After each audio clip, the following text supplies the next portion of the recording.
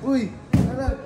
Wala na si Ma'am. Naka-latest, advanced feature na kayo, naka-ready na in the future, affordable price. Palitan na nila yung mga boring na TV nila. Yes, tama, sir. Na nagbabalak bumili ngayon Oo. or sa susunod at nakanood nito, napakaswerte nyo dahil may ganito palang TV, di ba? Sigurado akong hindi ganito ang TV nyo. Kasi kahit si Iron Man, nalaos sa sobrang high-tech nito. Dapat Hari TV ang dapat piliin mo. Ayan guys, nandito na naman ako sa Hari Appliance kung saan ipapakita ko sa inyo yung mga naglalakihang mga TV nila. At napaka-high-tech at sobrang affordable. Naghahanap ka ng mga latest advanced feature na TV na talaga namang swak na swak sa budget nyo, dito nyo lang yan matatagpuan sa Hari Appliance. Ano ba kinaibahan ng Hari TV natin sa ibang TV?